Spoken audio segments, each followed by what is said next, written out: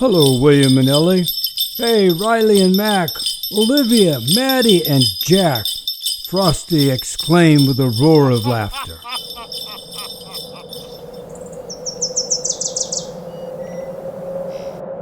The wind was gusting outside, and the forecast said an Arctic cold front was moving into northern Michigan. The 7 grandkiddos didn't want to go to bed. When they awoke the next morning, it had snowed 8 to 10 inches.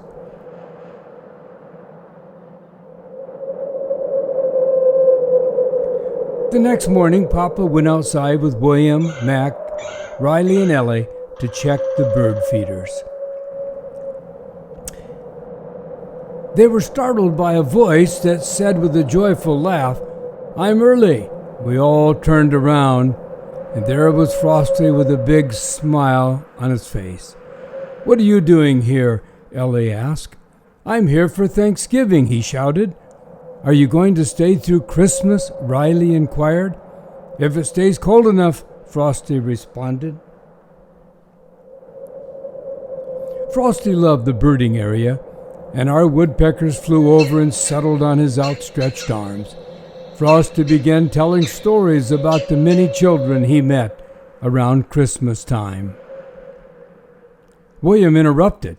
"Look, Frosty, our red-bellied woodpecker is climbing up Papa's pant leg to hear your story." Frosty chuckled. Mac cried, "Do you have little snow boys and girls?" Frosty laughed. "Would you like to meet them?" he asked. "Oh, yes," she giggled. That night it was bitterly cold, and the forecast was for much more snow. "Let's snuggle up by the wood fire," Papa encouraged. Frosty shouted, "It's too warm for me. I'll spend the night right outside the window so I can watch you read to the children." The flames flickered and the logs crackled as Papa read to William, Ellie, Mac, Riley, Olivia, Maddie, and Jack. The weather-worn old Frosty book had brought a lot of joy over the years. The snow had begun to fall as Papa was finishing his story. "Cocoa's ready, and then off to bed," Nona said, as the children ran over to the window to say goodnight to Frosty. Frosty waved at the kids, and then they raced to the kitchen for a cup of yummy cocoa. William, Ellie, Riley, and Mac were the first ones awake, and they surprised Papa and Nona. "Where is Frosty?" they exclaimed. Papa jumped up and looked out the window. It had snowed all night, and Frosty was almost completely covered. Maddie cried, "He looks like a big bird." Olivia said, "That's not Frosty, it looks like a shark." "Can we save Frosty?" Jack shouted. "Papa, save Frosty," the kids begged. Papa sprang into action and used a snowblower to cut through the 2 feet of snow. As Papa pointed a leaf blower at Frosty, snow began to fly in all directions. Maddie and Olivia shouted, "We can see Frosty and a scarf in his eyes." "Thank you," Frosty exclaimed. "I couldn't see anything, and I am so glad you rescued me." "Let's go see how the birds did last night," he whispered, and so they all raced off together on another adventure with Frosty leading the way. Later in the day, the family of Frosty came to visit the children. When Max saw them, she cried, "My Frosty likes purple too." Olivia, Jack, and Maddie scrambled over to greet the little Frosty girls and boys. Frosty told his son Augie, "Keep a close watch on the children while they play." "Follow me," charged William. "Let's roll some big snowballs and make a house for Frosty and his family."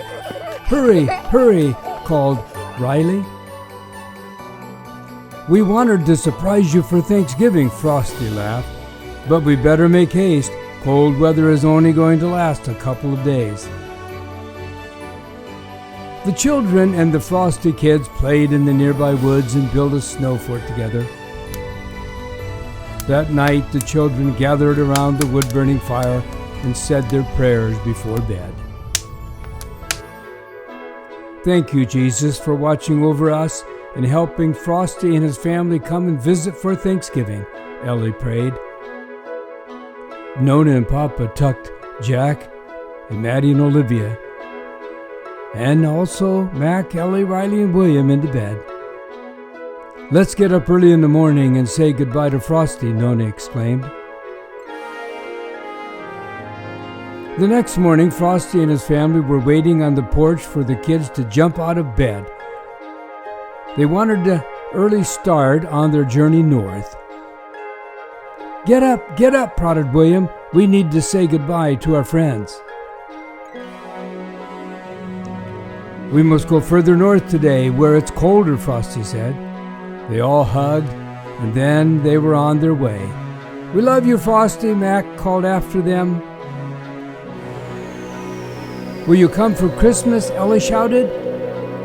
Will Mrs. Frosty come? Yelled Riley. The children all stood waving goodbye as Frosty and the snow girls and boys started down the road. Frosty turned and said, "Don't you worry. We will all be back before Christmas." The end. But it's just the beginning for those who believe in Christmas.